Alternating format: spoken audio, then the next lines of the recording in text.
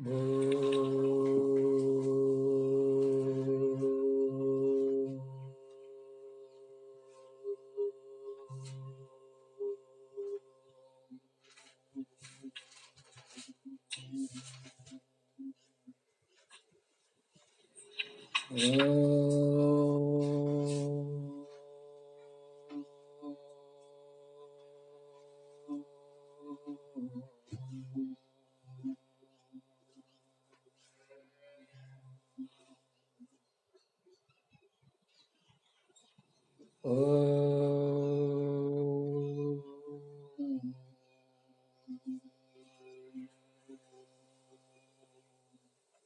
नमो भगवते वासुदेवाय सच्चिदानन्दरूपाय विश्वोत्पत्त्यादिहेतवे तापत्रयविनाशाय श्रीकृष्णाय वयं नमः।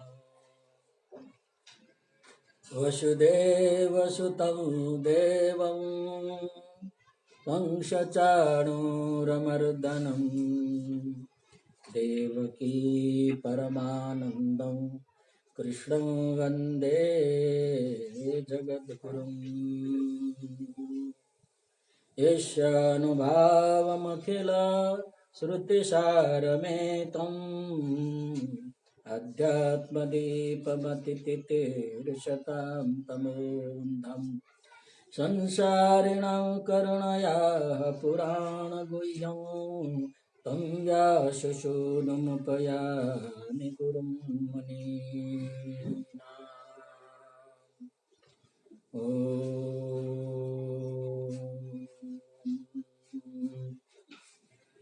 सर्वेभ्यः भागवत स्वाध्याय परिवारे स्वागतम्। कुंती स्तुति का प्रवचन चल रहा है। भागवत श्रीमद् भागवत के प्रथम स्कंद के 8वां अध्याय 18वां श्लोक से 43 श्लोक तक कुंती स्तुति है। एक अद्भुत कुंती स्तुति, अनोखी स्तुति है और इनका एक एक शब्द, एक एक भाव को अपने जीवन में स्वीकार करेंगे तो अपने जीवन के लिए उपयोगी होगा। आवर्तन करते हैं। कुंत्योवाच नमस्ये पुरुषं त्वाद्यम् ईश्वरं प्रकृतेः परम् अलक्ष्यं सर्वभूतानामन्तर्बहिरवस्थितम् मायाजवनिकाच्छन्नम् अज्ञातोऽक्षजमव्ययम् न लक्ष्यसे मूढदृशा नटो नाट्यधरो यथा तथा परमहंसानां मुनीनाममलात्मनां भक्तियोगविदानार्थं कथं पश्येमहि स्त्रियः। कृष्णाय वासुदेवाय हरदेवकी नन्दनाय च नन्दगोपकुमाराय गोविन्दाय नमो नमः। नमः पंकजनाभाय नमः पंकजमालिने नमः पंकजनेत्राय नमस्ते पंकजांग्रे। इतने श्लोक की व्याख्या प्रवचन हो चुके हैं। आज आगे का श्लोक है। यथा ऋषिकेश फलेन देवकी। आप लोग भी बोल सकते हैं। यथा ऋषिकेश खलेन देवकी कंसेन रुद्धाति चिरं शुचार्पिता कंसेन रुद्धाति चिरं शुचार्पिता विमोचिताहं च सात्मजा विभो विमोचिताहं च सात्मजा विभो त्वयैव नाथेन मुहुर्विपद्गणा त्वयैव नाथेन मुहुर्विपद्गणा यथा ऋषिकेश खलेन देवकी। कुंती सर्वप्रथम ऋषिकेश शब्द से संबोधन करती है।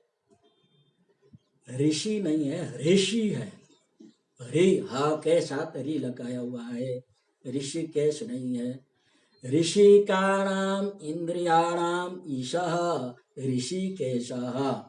ऋषिक कहते हैं इंद्रिय, इंद्रियों के ईश है भगवान, इंद्रियों के नियंत्रण करने वाले हैं, इसलिए उनको ऋषिकेश कहते हैं। विशेष करके अंतर इंद्रिय है, मन बुद्धि चित्त, उनके साक्षी हैं। और जो भी भाव है वो मन बुद्धि चित्त के अंदर भाव होते हैं। कितने वक्त शब्द के अभाव में अंदर का भाव प्रकट नहीं कर सकते हैं। इसलिए कुंती कहती है मैं शब्द के अभाव में मेरा अंदर का भाव मैं प्रकट नहीं कर पा रही हूँ। आप ऋषिकेश हो, मेरा अंदर का भाव आप जान सकते हैं। इस आशय के से और ऋषिकेश ऐसा संबोधन करती है। यथा खलेन कंसेन, दुष्ट, खल शब्द का अर्थ है दुष्ट। दुष्ट कंस द्वारा यहाँ दुष्ट शब्द है और कभी अर्थ नहीं होता है। और यहाँ कंस का विशेषण है। कैसा कंस कहते हैं खल। कंस का भी अर्थ होता है कशी हिंसायाम, धातु है कशी धातु हिंसा अर्थ में। खल सर्षप मात्राणि परछिद्राणि पश्यति आत्मनो बिल्व मात्राणि पश्यन्नपि न पश्यति। खल वह होता है सर्षभ मात्राणि परछिद्राणि पश्यति, दूसरे का सरसव के दाने के बराबर सूक्ष्म दोष न हो, छिद्र हो, उसको देखता है। आत्मनो बिल्व मात्राणि पश्यन् अपि न पश्यति।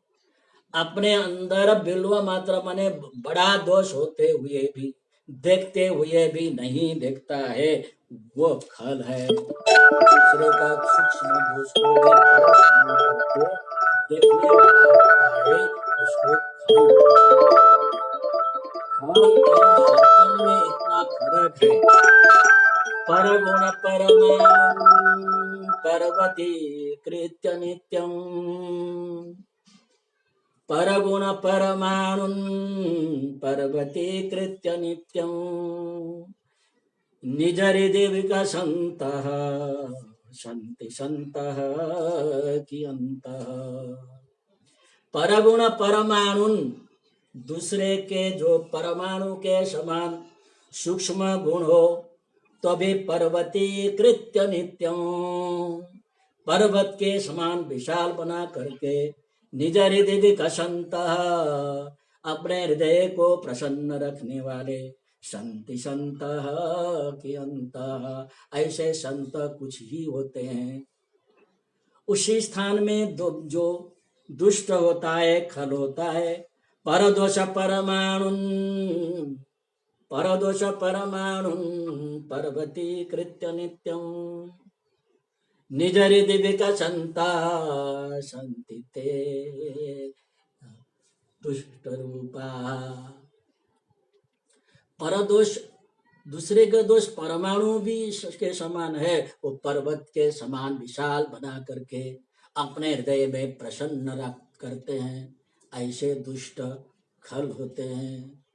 सज्जन है दूसरे के गुण को, सूक्ष्म गुण को, परमाणु के गुण को भी पर्वत के समान मानते हैं, और दुष्ट है दूसरे का सूक्ष्म दोष को भी पर्वत के समान मानते हैं।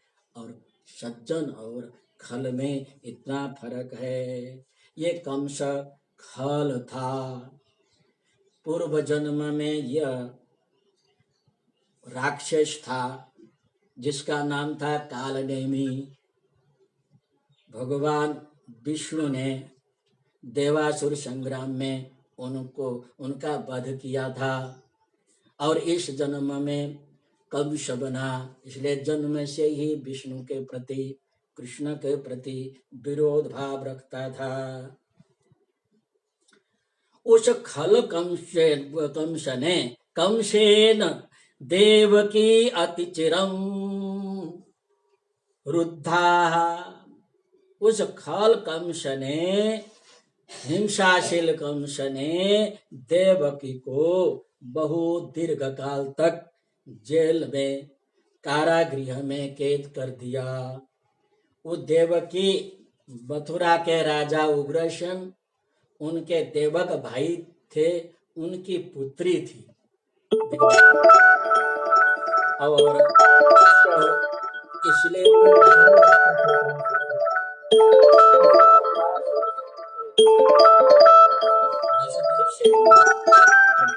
करके विदाई के लिए रथ के ऊपर बैठा करके स्वयं रथ हाँक रहा था। आकाशवाणी हुई, हे कंस, जिसको तुम विवाह करके विदाई कर रहे हो, उसके आठवें गर्भ से तुम्हारा मृत्यु होगा। इतने सुनते ही जो बहन के प्रति स्नेह भाव था टूट गया, उसको मारने के लिए तैयार हो गया, तलवार लेके मारने के लिए तैयार हुआ।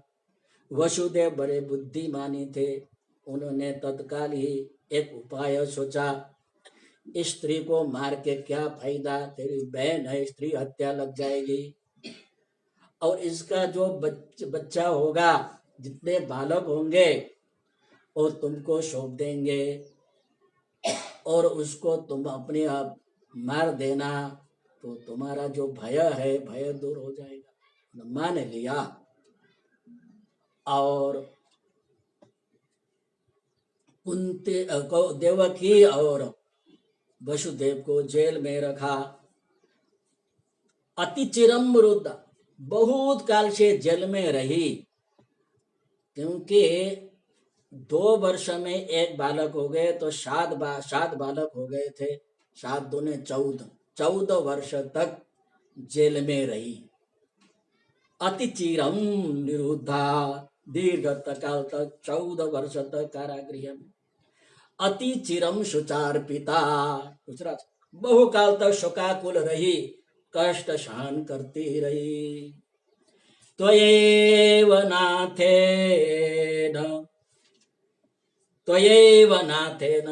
आप नाथ बन के तुमने ही विमोचिता, मुक्त कराया, क्योंकि आप विभो, व्यापक स्वरूप, समर्थशाली भगवान, उस देवकी के गर्भ से पुत्र रूप में जन्म लेकर के अपने माता का उद्धार किया। अहम सहात्मजा विमोचिता, और देवकी के प्रति आपका जो सम्मान है, स्नेह भाव है, वो स्वाभाविक था, पर देवकी की रक्षा की, देवकी को मुक्त कराया, पर देवकी के साथ नाथ होते हुए भी, देवकी के साथ वसुदेव जीवित थे, तो भी उनके पुत्र को रक्षा कर नहीं पाए। और सहात्मजा अहम च, पुत्र सहित मेरी रक्षा आपने की। इसका मतलब ये हुआ कि आपके माता से भी ज्यादा मेरे प्रति आपका स्नेह भाव है। और एक बार माता को मुक्त कराया, मेरे तो कितनी आपत्तियां आ गई। जब जब आपत्तियां आ गई, आपका स्मरण किया, आपने दर्शन किया, आपने मेरी रक्षा की। विपद गणा, विपत्ति से, विपत्ति के गण, एक नहीं अनेक विपत्ति से आपने मारे मेरे रक्षा की। तो कहती है, अब भगवान कहते हैं भाई तुम विपद गणात, आपत्तियों से मुक्त कराया, आप कम से कम याद तो कराओ कौन से विपत्ति आई थी जो मैंने आपको रक्षण किया। तो आगे का श्लोक है, विषान महाग्ने पुरुषाद दर्शना, विषान महाग्ने पुरुषाद दर्शनात्, असत्सभाया वनवासकृच्छ्रतः, असत्सभाया वनवासकृच्छ्रतः, मृधे मृधेनेकमहारथास्त्रतो, द्रोण्यास्त्रता चास्महरेभिरक्षिता। विषान् महाग्ने पुरुषाद दर्शना, अससभाया वनवासकृच्छ्रतः,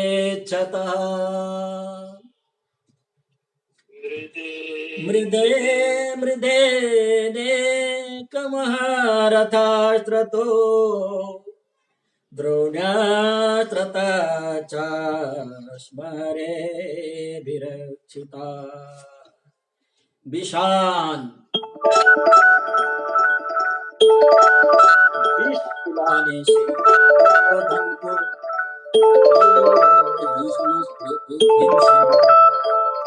लड्डू मिला करके, विष मिला करके खिलाया था मारने के लिए, और वो लड्डू खा करके माने भीम बेहोश हो गए। और जब बेहोश हो गए तो उसको पकड़ करके गंगा में फेंक दिया। गंगा के भंवरी से भीम पाताल में नागलोक में पहुंच गए। वहां पाताल में नागलोक उनको डसने लगे। सर्प के डसने से, दंश से झेर कम हो गया। झेर कम होते ही होश में आ गए और सब सर्प को मारने लगे। वासुकी नाग वहां पर आ गए। उसमें एक आर्यन नाम का नाग था। वो भीम के नाना के भी नाना लगता था। उसने उसको पहचान लिया और उनको समझाया और भीम को कहा, एक सरोवर है, वहां पर तुम स्नान करो, तुमको 10,000 हाथी का बल मिलेगा। आर्यन के कथनानुसार उसने उस सरोवर में जाके स्नान किया। 1,000 हाथी का बल उसको प्राप्त हो गया। उसका श्वेत वस्त्र धारण करा करके और उनको जहां पहले था वहां पर पहुंचा दिया। भीम वहां से युधिष्ठिर के पास गए। युधिष्ठिर को प्रणाम किया, सभी घटना उनको सुनाई।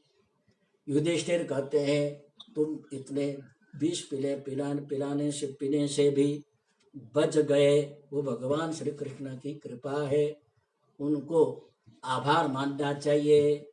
पर इतना जरूर याद रखना, तुमको 10,000 हाथी का बल मिला है, यह बात किसी को भी कहना नहीं है। तो इस प्रकार भगवान ने भीम के विष पीने से बचा लिया।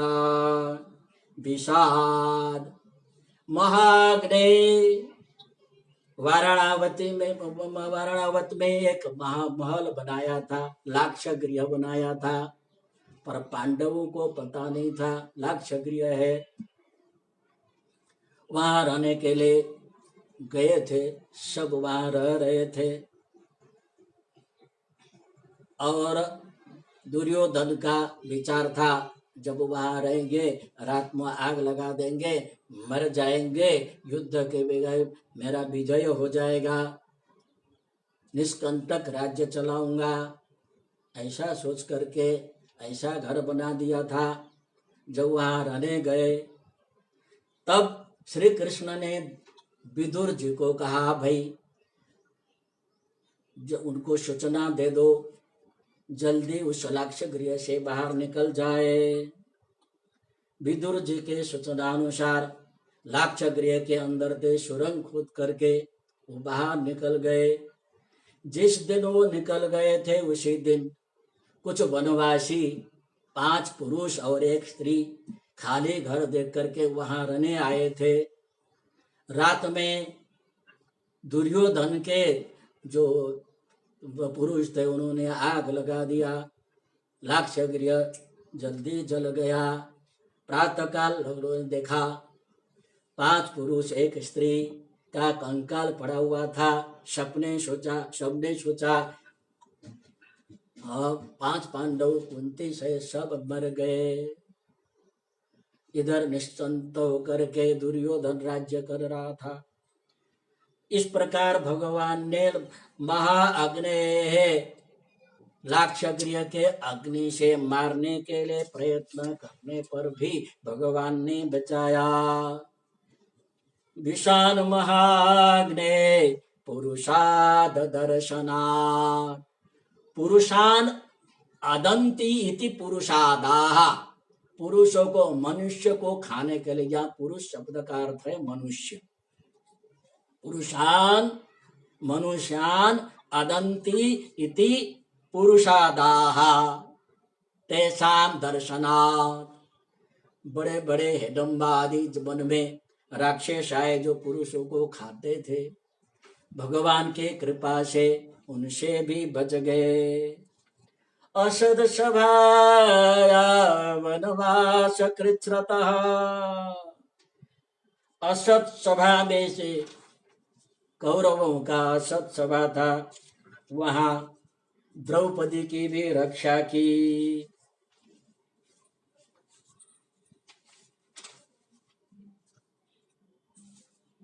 युधिष्ठिर जुगाड़ ले करते करते युद्ध क्रीड़ा में सब कुछ दाव में लगा चुके थे। एक ही स्त्री धन द्रौपदी रही थी और दुर्योधन ने कहा अब एक द्रौपदी है उसको दाव में लगा दो। ऐसा असह्य वाक सुनने पर भी सब मौन बैठे थे। मौनं सुकृति लक्षणम। ऐसा जान करके दुर्योधन का सेवक प्रतिकामी नाम का नौकर था, द्रौपदी को सभा खंड में लाया। दुर्योधन का भाई दुशासन द्वारा द्रौपदी को निर्वस्त्र करने की कोशिश की गई। हारे हुए पांडव कुछ कर नहीं पा रहे थे। भीष्म पितामह भी मूक बन के, अधोमुख बन के बैठे हुए थे। द्रोणाचार्य आदि सब मौन थे, कुछ बोल नहीं रहे थे। आज 5 नाथ होते हुए भी द्रौपदी अनाथ सी बनी हुई थी। ऐसे विकट परिस्थिति में अपने लाज रखने के लिए श्री कृष्ण को पुकारने लगी। बार बार द्रौपदी करती पुकार, आ जाओ यशोदा नंद कुमार। वार वार द्रौपदी करते पुकार, आ जाओ यशोदानंद कुमार। कहाँ जा छुपे हो प्यारे कन्हैया, कहाँ जा छिपे हो प्यारे कन्हैया। यहाँ लाज मेरी लुटी जा रही है, यहाँ लाज मेरी लुटे जा रही है। जुए में पति मेरे, जुए में पति मेरे हारे हैं बाजी। सभा बीच सारी खींची जा रही है, सभा बीच सारी खींची जा रही है। खिंचे तन की साड़ी सभा देखती सारी, खिंचे तन की साड़ी सभा देखती सारी। कहाँ जा छिपे हो मेरे कन्हैया। बार बार द्रौपदी करते पुकार, आ जाओ यशोदा नंद कुमार। द्वारिकाधीश को पुकारने लगी, हे द्वारिकाधीश मेरी राज रखो, तेरी बहन तुझे पुकार रही है। मेरे भैया कहाँ हो, तुम मेरी रक्षा करो। आज तक कृष्ण उसका था, आज द्रौपदी उसकी हो गई। और हे द्वारिकानाथ झट आके अपनी बहन को बचाओ, क्यों देरी लगा रहे हो। भैया भैया मुझे बचाओ, हे प्यारे भैया कन्हैया मुझे बचाओ, मैं अनाथ हो गई, हे नाथ हमें बचाओ। और पुकारने लगी। भगवान ने पुकार सुन लिया, भगवान झट से प्रकट हो गए, कहने लगे बहन कृष्ण तुमने द्वारिकाधीश से बुलाया ना, द्वारिका से आते आते देर तो लगेगी ना। और उन्होंने अंतर्यामी से वो पुकारती तो मैं झट पर प्रकट हो जाती। जब भी तुम पुकारते हो द्वारिकाधीश, मुझे द्वारिका से आना पड़ रहा है। ऐसे कहते कहते भगवान कृष्ण ने अपने साथी का अवतार धारण कर लिया। दुशासन साड़ी को खींचता रहा, साड़ियों का पहाड़ हो गया। सभा में बैठे लोग साड़ी ही साड़ी दिखाई दे रही थी। एक कवि ने तो संदेह अलंकार के उदाहरण के रूप में कविता की। सारी बीच नारी है कि नारी बीच सारी है, सारी बीच नारी है कि नारी बीच सारी है, सारी है कि नारी है कि सारी है कि नारी है, सारी है नारी है कि नारी ही सारी है, साड़ी है कि नारी है, नारी है कि साड़ी है। इतना साड़ी अब भगवान ने साड़ी दे दी, स्वयं साड़ी का अवतार धारण कर लिया।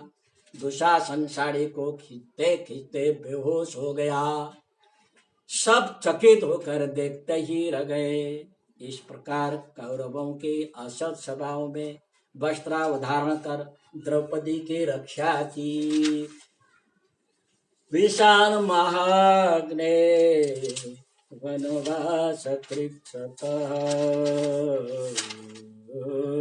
पुरुषाद दर्शना असवाया वनवास कृच्छ्रतः। वन में भी अनेक कष्ट सहन करने पड़े। एक दिन की बात है, द्वैत वन में पांडव लोग निवास कर रहे थे और वहां 1000 ऋषि मुनियों उनके साथ अतिथि बन के आते, पर वन में पूर्ण रूप से अतिथि सत्कार कर नहीं पाते। तो धौम्य ऋषि के प्रेरणा से युधिष्ठिर ने सूर्य की उपासना उपासना की थी। सूर्य प्रसन्न होकर के एक अक्षय पात्र दान दिया और कहा, इस अक्षय पात्र को अतिथि को जितने भी खिलाओगे घटेगा नहीं, पर द्रौपदी जब भोजन करेगी तब समाप्त हो जाएगा। तो इस प्रकार से अतिथियों का सत्कार करती थी द्रौपदी। यह बात दुर्योधन जानता था। एक दिन दुर्वासा ऋषि जी शिष्यों के साथ दुर्योधन के घर में अतिथि बन के आए। भव्यता से अतिथि सत्कार किया। दुर्वासा जी प्रसन्न हो गए और कुछ वर मांगने को कहा। और दुर्योधन ने कहा, आपके आने से मैं कृतार्थ हो गया हूँ और मैं चाहता हूँ कि मेरे भाई लोग द्वैत वन में बैठे हैं, उनको भी जाकर के अतिथि सत्कार प्राप्त करके स्वीकार करके कृतार्थ कीजिए। और आगे कहा, देखो भाई, पांडव प्रातःकाल भिक्षा मांगने के लिए जाते हैं, दोपहर को आएंगे। आप प्रातःकाल जाएंगे तो पांडव का दर्शन नहीं हो पाएगा, तो आप दोपहर को ही जाइए। उसके अनुसार दोपहर को दुर्वासा जी ऋषियों के साथ पहुंचे और उस समय द्रौपदी ने भोजन कर लिया था। अक्षय पात्र में कुछ भी नहीं था। इधर युधिष्ठिर ने निमंत्रण दिया ऋषि को और ऋषि स्नान करने के लिए नदी में गए। कहा, स्नान संध्या करके आएंगे, तब तक भोजन तैयार करना। और द्रौपदी क्या करती, कुछ भी नहीं है। अब आएंगे और भोजन न कर पाएंगी तो मुझे एक आपत्ति आ जाएगी, श्राप दे देंगे, हमारा पांडव कुल नष्ट हो जाएगा। फिर भगवान को पुकारने लगी, हे द्वारिकाधीश रक्षा करो, हे द्वारिकाधीश आपने बार बार रक्षा की है और इस वक्त भी आपने इस संकट से रक्षा करो। द्वारिकाधीश फिर प्रकट हो गए, फिर कहने लगे, बार बार तुम द्वारिकाधीश द्वारिकाधीश कहते हो, मैं सुबह से द्वारिका से निकला हूँ, भूख लगी है, कुछ खाना दो। द्रौपदी कहती है, कुछ भी नहीं है, इसलिए तो आपको बुलाया। नहीं कुछ होगा। अक्षय पात्र को देखा, एक दाना था। उग दाना को मुख में प्राणाय स्वाहा करके विशंभर ने भोग लगाया तो सारा विश्व तृप्त हो गया। और उधर दुर्वासा जी शिष्यों के साथ संध्या कर रहे थे, उनके भी पेट भर गए और सोचने लगे, द्रौपदी ने बनाया होगा, भोजन बनाया होगा, हम नहीं खाएंगे तो भीमसेन नाराज हो जाएंगे। वो सदा सर्वदा गदा लेकर के घूमते रहते हैं, तो वहां से भाग गए। इस प्रकार भगवान ने वनवास कृच्छतः, वनवास में भी इतने आपत्तियों से रक्षा की। मृधे मृदे ने कमारतात्रतो, अनेक युद्ध हो गए। भगवान स्वयं सारथी बन करके शत्रुओं का प्रहार स्वयं सहन करते हुए मेरे पुत्र की रक्षा की। अनेक महारथियों के शस्त्र अनेक महारथी के शस्त्र से आपने रक्षा की। द्रोण्यास्त्रतः, द्रोणी माने द्रोणाचार्य का पुत्र द्रोणी, द्रोणस्य अपत्यम पुमान द्रोणी। द्रोणाचार्य का पुत्र का नाम था अश्वत्थामा। अश्वत्थामा ने प्रतिज्ञा की थी, मैं पांडव वंश को निर्वंश कर दूंगा। उसी प्रकार से विचार किया कि एक वहां उत्तरा के गर्भ में पांडव का वंश का अंकुर पल रहा था, उसको ही नष्ट करने के लिए ब्रह्मास्त्र छोड़ा। भगवान के पास उत्तरा, पाही महायोगिन, हे योगेश्वर मेरे गर्भ की रक्षा करो। भगवान योगेश्वर थे, योग के बल से अंदर जाकर के गर्भ की रक्षा की। पीताम्बरधारी चक्रधारी भग स्वरूप धारण करके अंदर उनके रक्षा की। वो बालक जब बाहर निकला तो देखने लगा चारों तरफ पीताम्बर धारण करते हुए मुझे रक्षा कर रहा था वो पुरुष कहाँ है। चारों तरफ देखा, परितः इक्षते इति परीक्षित, चारों तरफ देखने वाले होने से उनका नाम परीक्षित पड़ा। और इधर जब भगवान अंदर प्रवेश करके गर्भ की रक्षा कर रहे थे और पांडव लोग आंख बंद करके भगवान से प्रार्थना कर रहे थे, हे भगवान मेरे हमारे वंश के अंकुर रूप उत्तरा के गर्भ का रक्षा करो। उतने में वो अवसर देख करके एक ब्रह्मास्त्र फेर छोड़ दिया पांडवों को समाप्त करने के लिए। भगवान ने झट बाहर आकर के उस ब्रह्मास्त्र को भी नष्ट कराया। यही कहते द्रोण्यास्त्रतास्म हरे विरक्त, हे हरे आप हरि हो, हरति पापानि हरति कष्टानि इति हरि, अनेक कष्टों को हरने वाले होने से आप हरि हो। आपके नाम अनुसार आपने हमारी रक्षा की। अभिरक्षिता स्म, हमें बार बार हम सुरक्षित हो गए, इसलिए आगे भी आप हमारी रक्षा करते रहना। तो इस प्रकार से प्रार्थना करने लगी।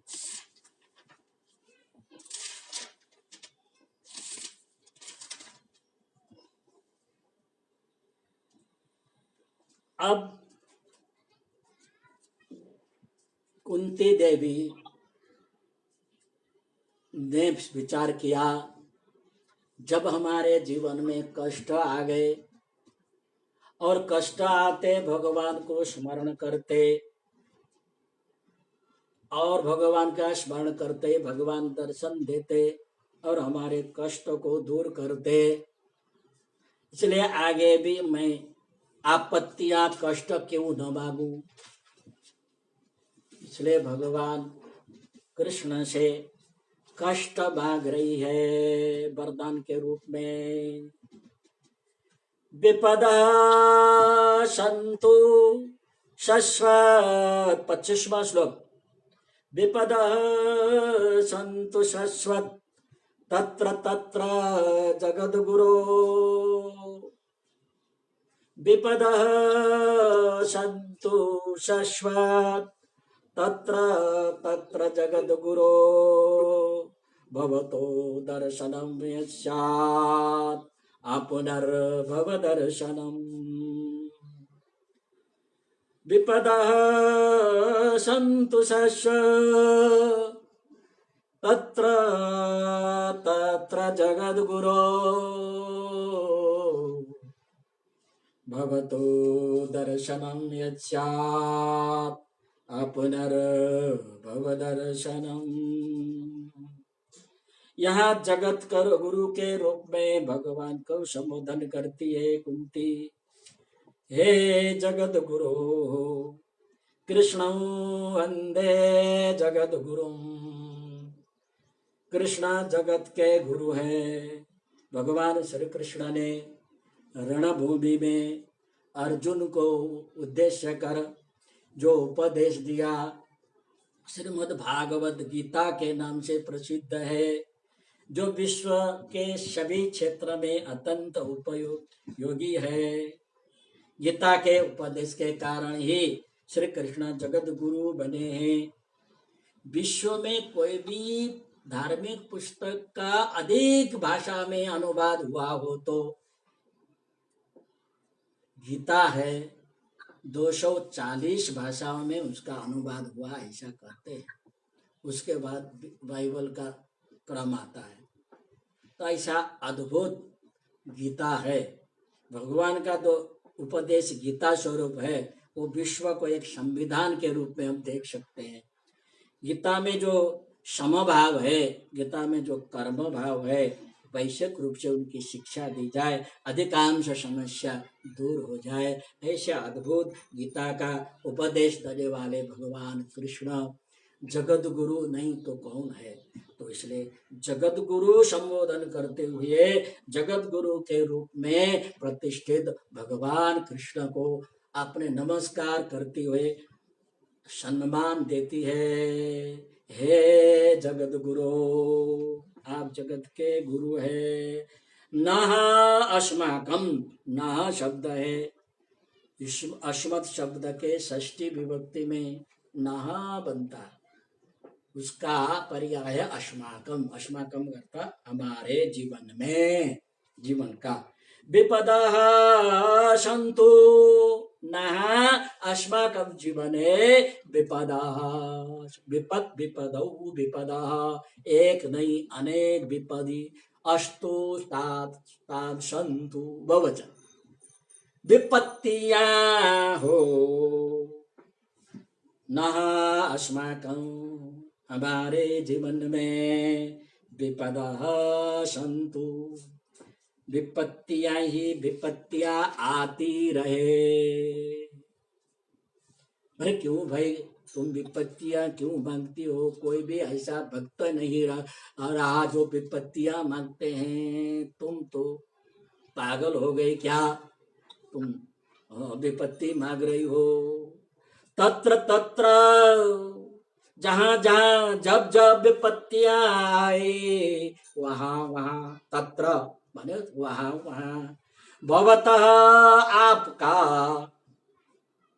यद दर्शनम स्यात् आपका जो दर्शन हुआ, भवतः षष्ठी विभक्ति एक वचन, आपका, यद दर्शनम स्यात् जो आपके दर्शन होते हैं, वो दर्शन कैसा है? तत् पुनर्भव दर्शनम, जहां जहां आपत्तियां आई आपके दर्शन हुए, वो दर्शन पुनर्भव दर्शन है। नास्ति पुनः अपि भव दर्शनम, भवस्य संसारस्य दर्शनम भव दर्शनम, संसार का दर्शन फिर होना नहीं पड़ेगा, दर्शन करना नहीं पड़ेगा। दर्शन के बाद फिर संसार में आना नहीं पड़ेगा। शंकराचार्य ने कहा संसार क्या है? पुनरपि जननम पुनरपि मरणम, पुनरपि जननम पुनरपि मरणम, पुनरपि जननी जठरे शयनम, पुनरपि जननी जठरे शयनम। यह संसारे बहु दुष्टारे, कृपया पारे ये ही मुरारे। प्राप्ते सन्निहिते मरणे, नहीं नहीं रक्षते डोक्रिया करणे। भज गोविंदम भज गोविंदम, गोविंदम भज मूढ़मते। शंकराचार्य कहते हैं पुनरपि जननम, बार बार जन्म लेना, पुनरपि मरणम, बार बार मरना, पुनरपि जननी जठरे शयनम, बार बार माता के गर्भ में रहना। यह संसार बड़ा दुख कष्टदायक है, कृपा ये संसार से प्राप्त पूरा पार करो। प्राप्ते सन्निहिते मरणे, जब तुम्हारा मृत्यु आ जाएगा तो नहीं नहीं रक्षति डुक्रिया करणे, केवल व्याकरण डुक्रिया करण करके बढ़ते रहो, अथवा दुनिया भर के कार्य क्रिया करो, कर्म करो, उपासना करो, इससे रक्षा नहीं होगी। भक्ति करो, ये भाव है। भज गोविंदम भज गोविंदम, गोविंदम भज मूढ़मते। भगवान का नाम लो, तुम संसार में पार हो जाओगे। आपके दर्शन से, आपके भजन से जन्म मरण का चक्र टूट जाएगा। कुंती विपत्तियां इसलिए मांग रही है कि संपत्ति से विपत्ति श्रेय है। क्यों? कहते विपत्ति में आपका स्मरण होता है, आपका स्मरण करके ही आपके दर्शन होते हैं। जब जब हमारे ऊपर विपत्तियां आई तब तब आपके दर्शन दिए, आपने हमारी रक्षा की, आपके दर्शन से विपत्तियां संपत्ति बन गई। इसलिए कहते हैं विपत्ति विस्मरणं विष्णु संपत्ति तस्मरणं यथा। विपत्ति तो भगवान को भूल जाना है, भगवान का स्मरण करना संपत्ति है। और ये भी है, वियोग के बिना मिलन का आनंद नहीं होता, पिपासा के बिना पीने में आनंद नहीं होता, भूख के बिना भोजन में आनंद नहीं होता, वैसे ही दुख के बिना सुख में आनंद नहीं मिलता। लौकिक दृष्टि से विपत्तियां पीड़ाकारक होते हुए भी भक्तों के लिए विपत्तियां इष्ट साधन बन जाती है। इसलिए तो मांग रही है विपदा संतु शाश्वत तत्र तत्र जगत गुरु। यहाँ शाश्वत शब्द दिया है, निरंतर दुख आ गए आते रहे, निरंतर आपका स्मरण हो। हे जगत गुरु, जहाँ जहाँ हम रहे वहाँ वहाँ निरंतर विपत्तियां ही विपत्तियां आती रहे, आपका स्मरण होता रहे, आपके दर्शन होते रहे। मैं विपत्तियों के बहाने आपका स्मरण, आपका दर्शन मांग रही हूँ। विपत्तियां तो केवल मांगना तो बहाना था, भगवान का स्मरण होता रहे, भगवान का दर्शन होता रहे, इसलिए वो मांग रही है। कहते शत्रु के शस्त्र का प्रहार झेल न सके वह वीर कहाँ, वित्तों के कष्टों से झेल न सके भक्त कहाँ। परीक्षा के बिना प्रमाण पत्र नहीं मिलता, वित्तों की विपत्ति के कसौटी के बिना भक्त नहीं बन पाता। जितने भी भगवत भक्त हुए सबके ऊपर आपत्तियां आई। आप भक्त में आपको गिनाता हूँ, ध्रुव आ गए, ध्रुव के ऊपर आपत्ति नहीं आई क्या? प्रहलाद आ गए, उनके ऊपर आपत्ति आ गई। अम्बरीश आए, वो भी दुर्भाषा उनके पीछे पड़ गए थे। द्रौपदी आ गए, द्रौपदी भी विपत्ति में पड़ी, बात किया अभी। उत्तरा आ गई, उत्तरे का गर्भ को नाश करने के लिए स्वयं अश्वत्थामा माने ब्रह्मास्त्र छोड़ रहा था। कुंती के ऊपर भी कितने आपत्ति आए, गजेंद्र के ऊपर आपत्ति है, सुदामा के ऊपर आपत्ति आई, कलयुग में मीरा के ऊपर भी झेर पिला गया मारने के लिए, पर भगवान ने उस झेर को भी अमृत सम करके पी लिया। नरसिंह मेहता के ऊपर भी कितनी आपत्ति आई, पर किसी ने भी भगवान से शिकायत नहीं की। आपका भक्त होते हुए हमको कष्ट क्यों सहन करना पड़ रहा है? सभी भक्तों ने कष्टों को सहर्ष स्वीकार किया, सहन किया। दुख प्रभु की प्रसादी है, दुख प्रभु की कृपा है। जब जब दुख आता है समझ लेना प्रभु की कृपा हो रही है, प्रभु मिलन की घड़ी आ रही है। यथा चतुर्भी कनकं परीक्षते, यथा चतुर्भी कनकं परीक्षते, निर्घर्षणच्छेदन तापताड़नैः, निर्घर्षणच्छेदन तापताड़नैः, तथा चतुर्भिः पुरुषं परीक्षते, त्यागेन शीलेन गुणेन कर्मणा। यथा चतुर्भिः कनकं परीक्षते, निर्घर्षणच्छेदन तापताड़नैः, तथा चतुर्भिः पुरुषं परीक्षते, त्यागेन शीलेन गुणेन कर्मणा।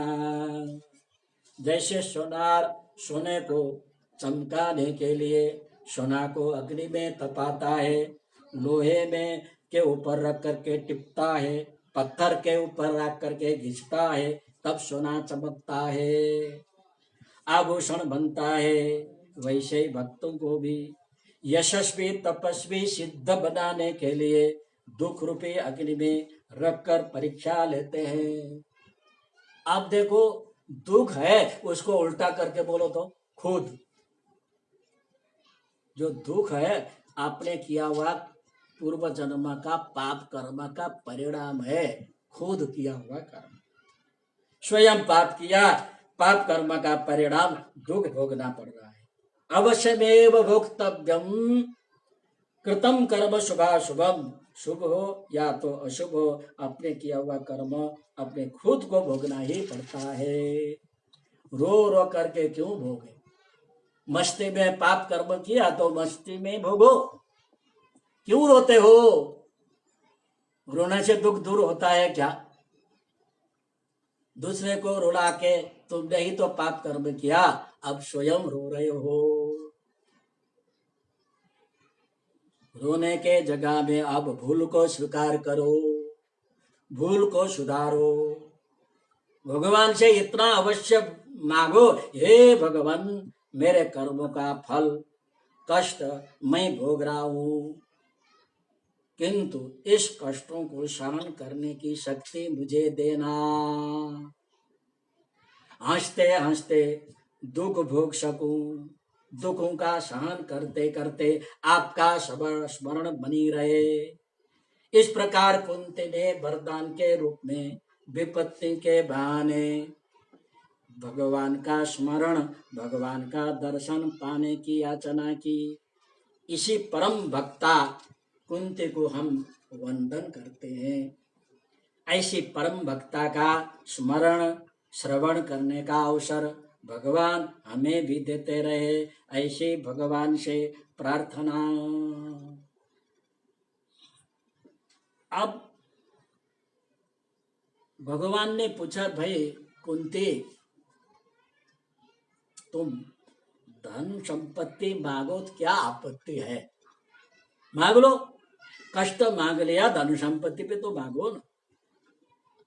तो कहते हैं आगे के श्लोक में, जन्मैश्वर्य श्रुता श्रीभि रेधमान मद पुमान्, जन्मैश्वर्य श्रुता श्रीभि एधमान मद पुमान्, नैवार्हत्यभिधातुं वै त्वाम किंचन गोचरः।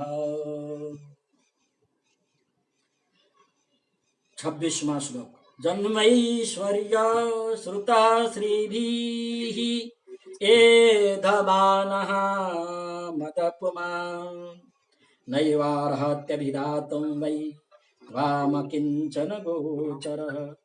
जन्म ऐश्वर्य श्रुता श्रीभिः एधमान मदः पुमान्, न एव अर्हति अभिधातुं वै त्वाम अकिंचन गोचरः।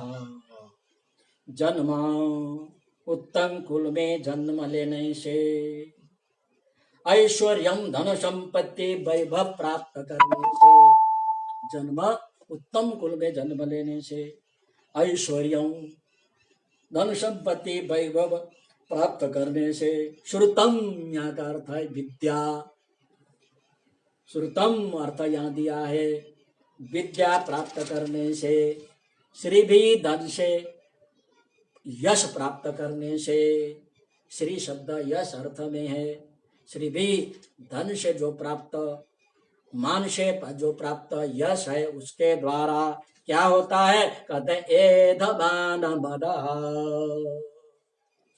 उत्तम कुल में जन्म लिया, अभिमान बढ़ता है, ऐश्वर्य संपत्ति वैभव प्राप्त हुआ, मैं धनी हूँ वैभवशाली हूँ, ऐसा अभिमान बढ़ता है।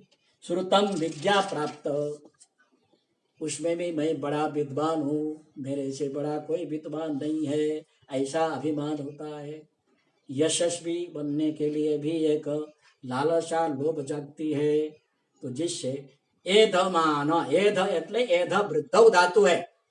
एध वृद्धि, एधमान मदः वृद्धि, वृद्धि का अर्थ है बड़ा हुआ, मद का अर्थ है घमंड, अभिमान। जिसका उत्तम कुल में जन्म लेने से, धन संपत्ति प्राप्त करने से, विद्या पढ़ने से, यश प्राप्त करने से अभिमान बढ़ा है, ऐसा पुमान, यहाँ पुरुष मनुष्य के अर्थ में यहाँ पुमान शब्द है। पुमान पुरुष, त्वाम माने आपको, भगवान कृष्ण को, अभिधातुम, अभिधातुम कथयितुम, भगवान के नामोच्चारण करने में। श्री कृष्ण गोविंद हरे मुरारे, हे नाथ नारायण वासुदेव, इस प्रकार के भगवान के नामोच्चारण करने में, अभिधातुम नाम के उच्चारण करने में, नैव अर्हति योग्य नहीं होता है, अर्थात नामोच्चारण कर नहीं सकता है। पापे नाम मरण काले कंठे घुरघुरायते, गरुड़ पुराण में लिखा है पापियों का जो मरने का समय होता है कंठ बंद हो जाता है, भगवान का नाम ले नहीं सकता है। कृष्ण त्वदीय पद पंजरांते,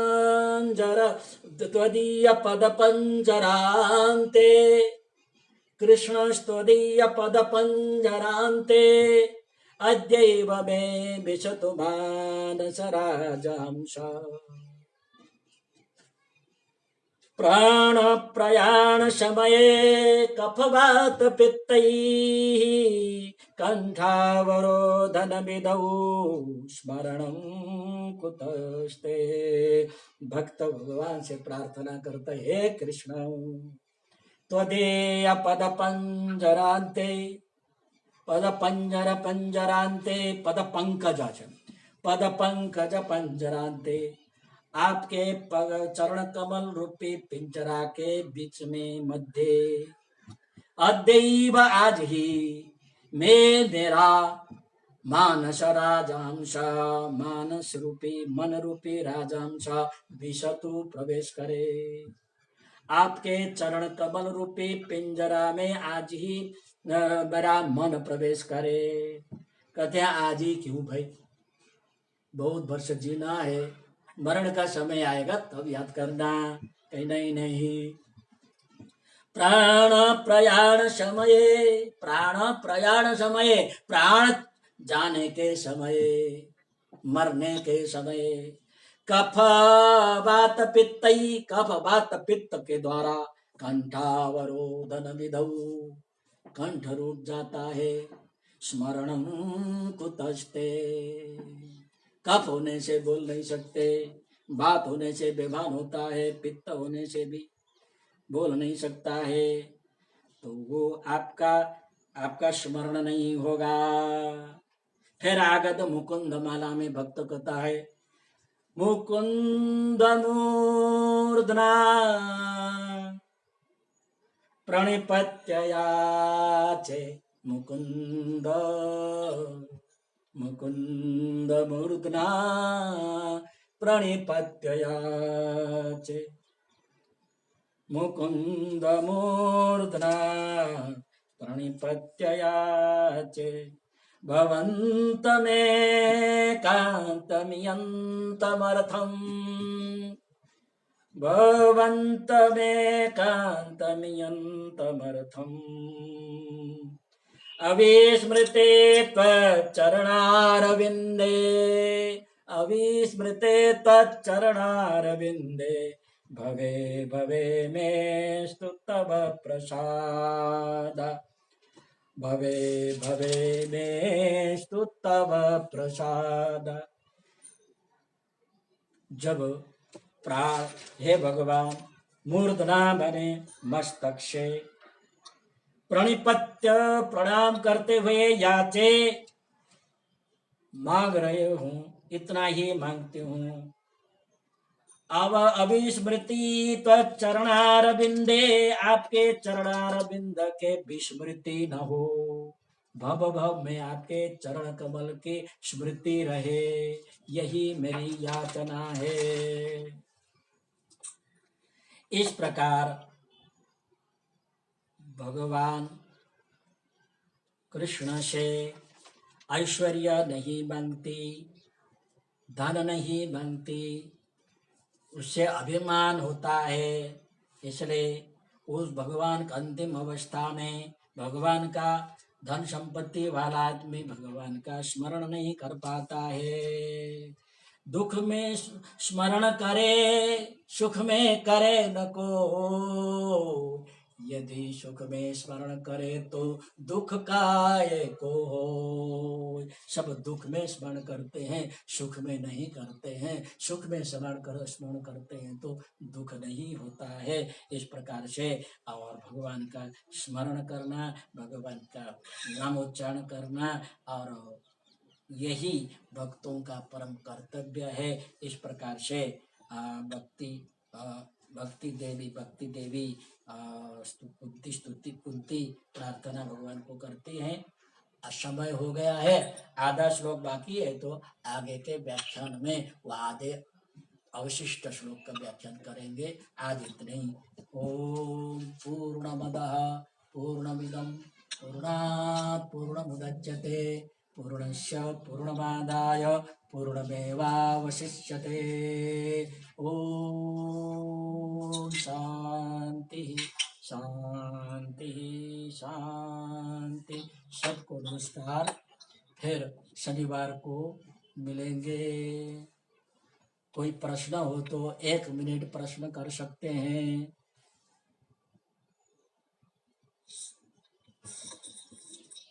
हाँ, नहीं है जिगर भाई प्रश्न? नहीं गुरुजी। हाँ, और विशेष प्रश्न हो तो लिख करके भेजना। प्रश्न नहीं करोगे तो फिर हम क्या उत्तर देंगे? आप समझ रहे हैं कि नहीं है, उसको जानने के लिए भी आपसे प्रश्न हम चाहते हैं। ठीक है, धन्यवाद। हाँ, एक रिक्वेस्ट है। हाँ, मैं यहाँ अमेरिका से हूँ। मैं अमेरिका से हूँ, यूएसए से। हाँ। और हमारे यहाँ क्या है कि गुरुजी सैटरडे संडे को मैं टेम्पल में मंदिर में हूँ तो ज्यादा लोग रहते हैं। अच्छा अच्छा अच्छा अच्छा।